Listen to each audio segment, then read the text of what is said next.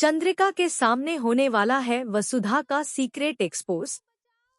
Serial वसुधा के आने वाले अपकमिंग ट्रैक में जहां पे एक तरफ हम सभी ने देखा कि कैसे वसुधा गुरुजी की बातों में आके 1 साल के लिए पूरे चौहान परिवार को छोड़कर जाना चाहती है, क्योंकि जो गुरुजी हैं उन्होंने यही बताया है कि अगर वसुधा चली जाएगी 1 साल के लिए चौहान हाउस को छोड़ के तो जो विपदा है आने वाली थी प्रभात के ऊपर वो टल जाएगी और उसके बाद चंद्रिका इजीली वसुधा को बहू के रूप में अपना लेगी और देव का जीवन सेट हो जाएगा।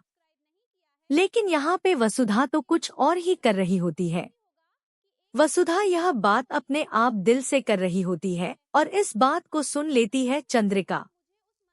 चंद्रिका पहुंचती है गुरुजी के पास मंदिर में और उन्हें डांट लगाती है और कहती है कि आखिरकार गुरुजी कहना तो नहीं चाहिए, लेकिन यहाँ पे आप मेरी बहू यानी मेरी वसुधा को घर छोड़ने के लिए क्यों प्रमोट कर रहे हैं?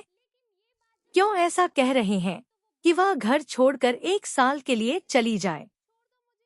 आपको पता भी है ऐसा करने से मेरे बेटे देव के जीवन पर क्या असर पड़ेगा।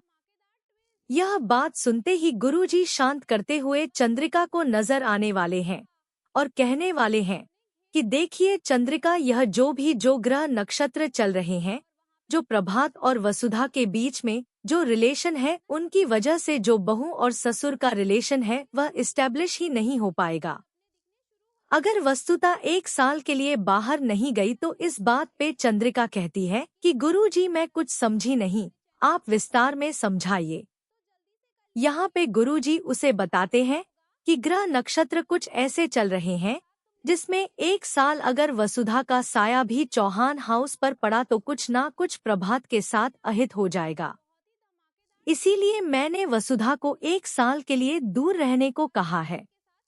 गांव में मैंने बंदोबस्त भी करवा दिया है और 1 साल तक वसुधा को भोलेनाथ का अभिषेक करना होगा और उसके बाद ही वह इस ऋण से मुक्त हो पाएगी, इस दोष से मुक्त हो पाएगी।